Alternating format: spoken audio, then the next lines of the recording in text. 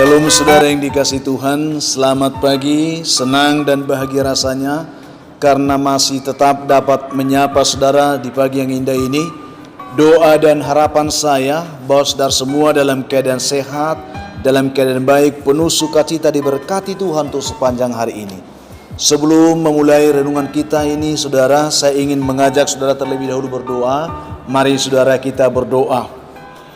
Bapa di surga, terima kasih untuk kebaikan-Mu Tuhan yang sudah menyertai kehidupan kami sepanjang malam dan sudah menganugerahkan kepada kami hari baru pada pagi hari ini. Berkatilah kami Tuhan sepanjang hari ini sehingga kami berjalan dalam kemenangan Kristus oleh tuntunan Roh Kudus-Mu sepanjang hari. Dalam nama Tuhan Yesus kami berdoa. Amin. Saudaraku yang dikasihi Tuhan, firman Tuhan yang kiranya dapat memberkati kehidupan kita hari ini menjadi renungan kita pagi ini saya siapkan dari kitab Amsal pasal yang ke-15 ayat yang kedua saudara. Coba kita perhatikan, demikianlah bunyi firman Tuhan untuk kita renungkan bersama. Lidah orang bijak mengeluarkan pengetahuan, tetapi mulut orang bebal mencurahkan kebodohan. Demikian jauh pembacaan ini saudara. Kiranya Tuhan berkenan membuka hati kita untuk mengerti kebenaran ini. Topik yang ingin kita renungkan dari pembacaan ini saudara, milikilah lidah yang bijaksana. Ini yang ingin kita renungkan pagi hari ini. Milikilah lidah yang bijaksana.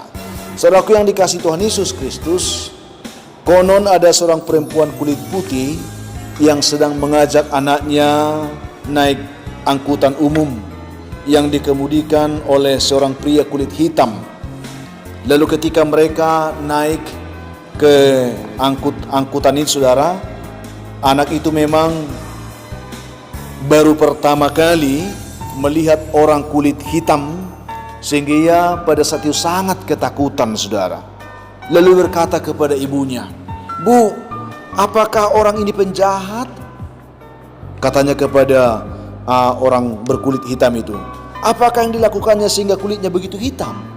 Dia merasa bahwa dia hitam karena akibat dari kelakuan jahatnya. Mendengar perkataan itu, supir itu pun terdiam sedih saudara. Lalu ibu itu menjelaskan kepada anaknya, "Anakku, bukan seperti itu nak. Ia orang baik. Kamu ingat ketika kita bermain di kebun bunga? Ingatkah? Biji-biji bunga yang kita lihat itu kan banyak yang berwarna hitam. Tetapi walaupun bijinya berwarna hitam, bunga yang memenuhi taman itu kan berwarna-warni." Demikian kata ibu itu kepada anaknya. Lalu anak itu mengangguk-angguk saudara. Dia mengerti rupanya. Kini ia tersenyum dan akhirnya dia tidak takut lagi kepada sopir taksi yang berkulit hitam tersebut saudara. Itu yang terjadi, sebuah kisah yang sangat menarik yang perlu kita renungkan. Saudaraku yang dikasihi Tuhan, menurut Amsal 15 kalau kita baca beberapa ayat di situ, kita menemukan di sana dikatakan hati orang benar menimbang-nimbang jawabannya, tetapi mulut orang fasik mencurahkan hal-hal yang jahat. Demikian di ayat yang ke-28 saudara. Ini penting bagi kita. Ibu ini orang yang bijaksana saudara, yang memberikan penjelasan yang baik kepada anaknya dengan perkataan yang baik dari hati yang baik saudara. Lalu dikatakan lidah orang bijak mengeluarkan pengetahuan. Ketika seseorang berbicara, ada sebuah pengetahuan yang bisa tertangkap di sana. Itu orang bijak saudara. Tetapi lidah curang melukai hati. Coba kalau tadi ibu itu yang menyetujui perkataan dari anaknya, supir itu akan begitu sangat terpukul dan dia akan sedih. Itu saudara. Menyadari hal inilah sehingga pemazmur memiliki tekad untuk menjaga diri supaya jangan berdosa dengan lidahnya. Kata Daud saudara. Daud katakan dalam Mazmur 39 ayat 2, "Aku hendak menjaga diri supaya jangan aku berdosa dengan lidahku. Aku hendak menahan mulutku dengan kekang selama orang fasik masih ada di depanku." Artinya mari kita berlaku bijak, jagalah lidah kita saudara, supaya kita memiliki lidah yang bijak. Ya, Daud pun memohon kepada Tuhan di sana supaya Tuhan mengawasi mulutnya dan berjaga pada pintu bibirnya sendiri. Mazmur 141 ayat 3, saudara. Begitu pentingnya mulut kita dijaga, lidah kita dijaga, supaya jangan menjadi batu sandungan yang menyakiti orang, saudara.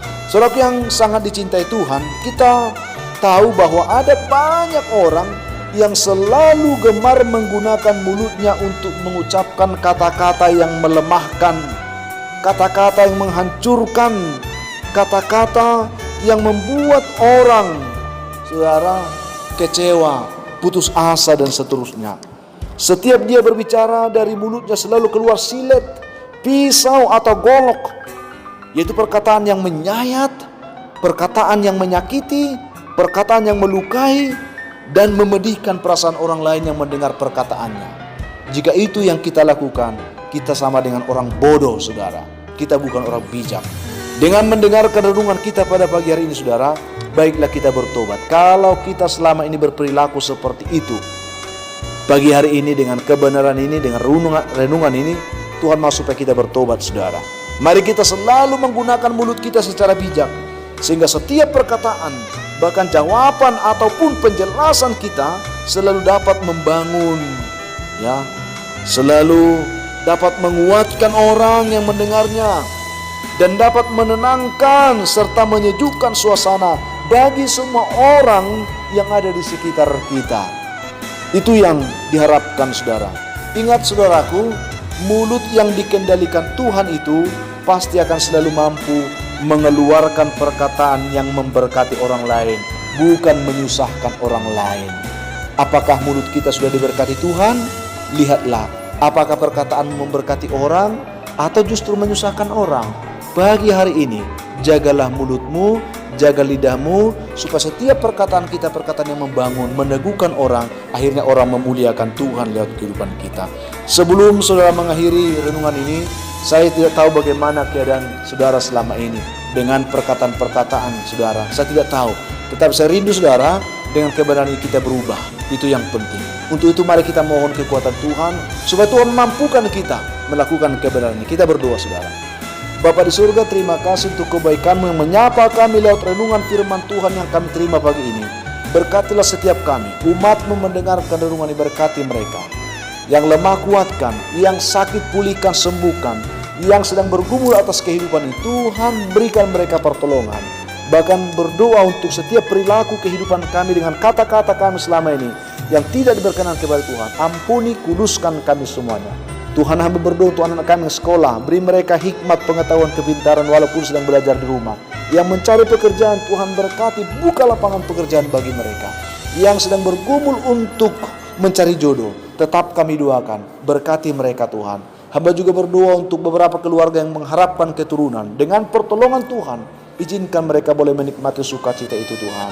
Hamba juga berdoa saat ini, Bapa, berkatilah juga dari umat Tuhan, anak-anak Tuhan yang hari ini sedang berulang tahun, penuhkan sukacita mereka. Biarlah mereka dapat memuliakan Tuhan lewat berkat Tuhan yang mereka terima lewat ulang tahun mereka hari ini.